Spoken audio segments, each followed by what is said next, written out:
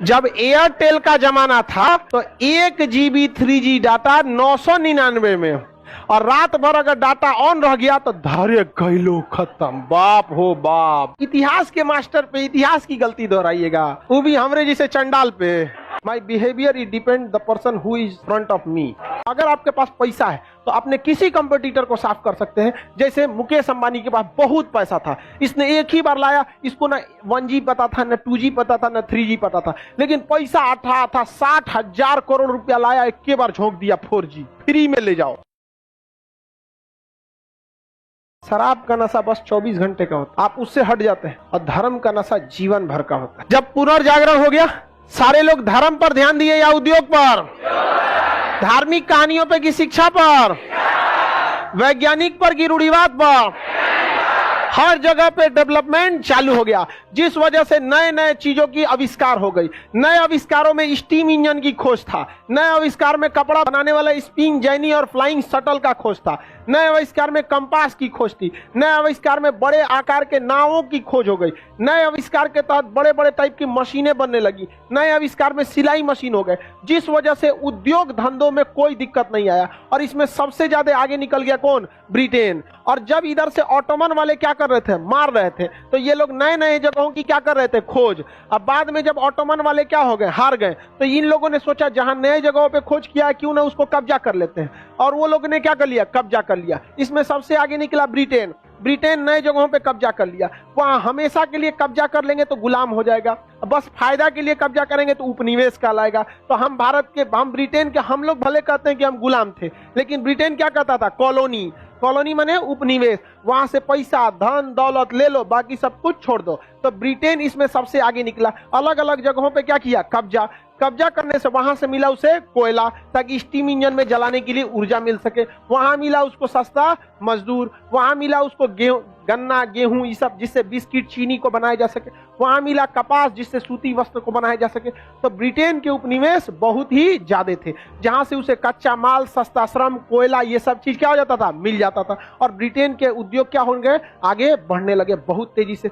Britain किसी भी युद्ध में उतना ही पड़ता था जितना कि उसको फायदा हो, किसी भी युद्ध में वो पूरी तरह नहीं पड़ता, इसलिए ब्रिटेन को बहुत आगे आ गया। ब्रिटेन के कारखानों में जितने सामान बनते थे, बेचने के लिए कोई टेंशन नहीं था। उसके खुद के गुलाम देश इतना थे कि सारा सामान वहीं पटक देता था, और वहां के लोगों को सामान बनाने नहीं देता था। यहाँ से सारा कपास लेके चला जाता था और वहां से बना के ला देता था। तो बनाने का भी दिक्कत नहीं, बेचने का भी कोई दिक्कत नहीं था। इस वजह से ब्रिटेन में क्या हो गया? औद्योगिक क्रांति आ गया। लोगों ने देखा कि ऊपर इतना सा कारखाना था, इतना आगे निकल गया, हम भी कारखाना डालते हैं, तुम भी कारखाना डालो। ब्रिटेन में कारखानों की आग लग गई, मतलब समझिए जहां तहां क्या खुल गया? कारखाने।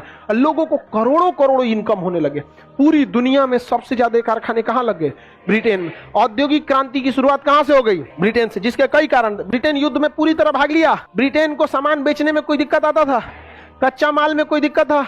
सस्ता मजदूर, आराम से हर चीज ब्रिटेन को क्या हो जाता है? आराम से मिले। और ब्रिटेन के वैज्ञानिक बहुत ही आगे निकले सब। देखिए ना, न्यूटन, एक से एक वैज्ञानिक निकले। स्टीम इंजन, तो ब्रिटेन के वैज्ञानिकों ने भी बढ़ चढ़ कर हिस्सा लिया।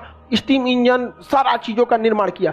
ब्रिटेन के उद्योगपतियों के पास पैसे की कोई कमी नहीं थी। पैसे की कमी न होने की वजह से नए नए उद्योग लगाना चालू हो गया।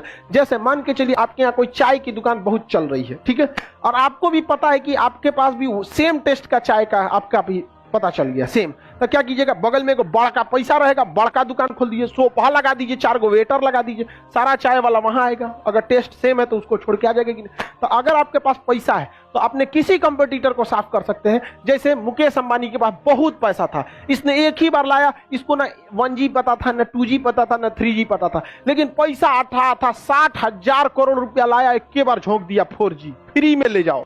हमारा 3 साल तक फ्री फ्री फ्री चिल्ला के सब जाना को लत लगा दिया। उसके बाद 140, 299, 399, 499, 699, 999, फिर भी अभी सस्ता। जब एयरटेल का जमाना था तो 1 GB 3G डाटा 999 में, और रात भर अगर डाटा ऑन रह गया तो धारे गैलो खत्म। बाप हो बाप, मोबाइल अपडेट करना एक आफत था। इसके बावजूद आप लोग को नाशुक्री लग रही है। बहुत एहसान फरामोश है आप, बहुत जल्दी अपने वक्त को भूल गए। तो अभी पैसा इतना, जिसके पास ज्यादा पैसा बिजनेस में अपने कंपटीटर को रौंद के रख देगा, जो भी खड़ा होगा उसको क्या कर देते हैं सर, रौंद देते हैं सर। अभी ऑनलाइन में हमको एगो आया 107 करोड़ में खरीद रहा, क्योंकि उसके पास क्या था, पैसा। हमरे पे औद्योगिक क्रांति लगा रहा है, देख रहा है कि सारा चौपट कर देगा इसको, इसको पहले क्या कर दो, उठा लो। एक बार में काट दिया 107 करोड़, आज इसको उठाओ, सारा काम को चौपट कर देगा। हम यहाँ पे हर चीज आदमी तो अब समझदार के लिए इशारा काफी होता है, तो लेकिन गरीब को पढ़ाने देगा नहीं। तो इतिहास के मास्टर पे इतिहास की गलती दोहराइएगा, वो भी हमरे जैसे चंडाल पे। हम चंडाल के लिए चंडाल हैं, हमारा कोई एक खास एटिकेट या बिहेवियर नहीं है।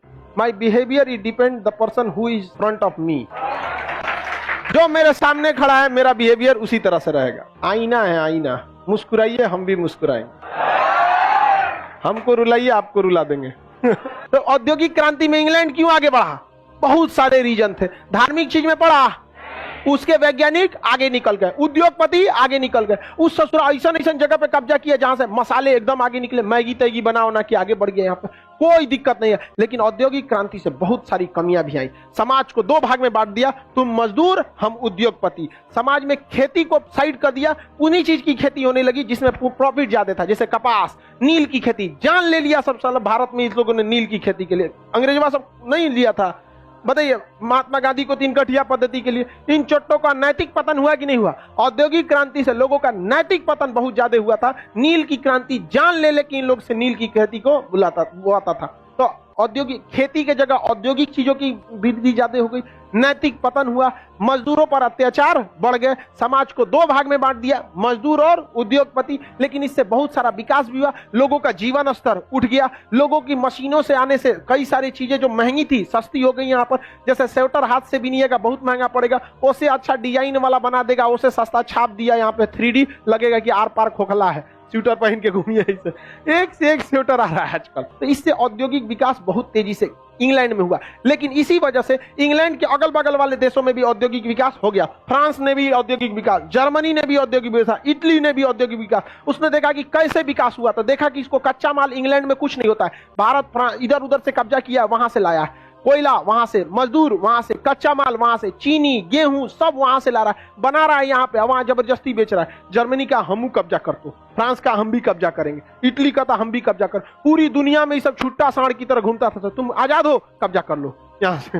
किसी को पकड़ लेता था छुट्टा सांड की तरह। उपनिवेशवाद की क्या लग गई, होड़ लग गई। और इसी उपनिवेशवाद की होड़ में जर्मनी चाहता था ज्यादा जगह हम कब्जा करें, ब्रिटेन चाहता था हम कब्जा करें, फ्रांस चाहता था हम कब्जा करें। तो अपने अपने उपनिवेश को बढ़ाने के चक्कर में जहां तहां लड़ जाता था सब। जैसे ऑस्ट्रिया पर कब्जा करने के लिए ब्रिटेन और फ्रांस लड़ गए, उसके चक्कर में भारत में कर्नाटक युद्ध हो गया था। यही धीरे धीरे टकराव आगे जाके प्रथम विश्व युद्ध का कारण बन गए।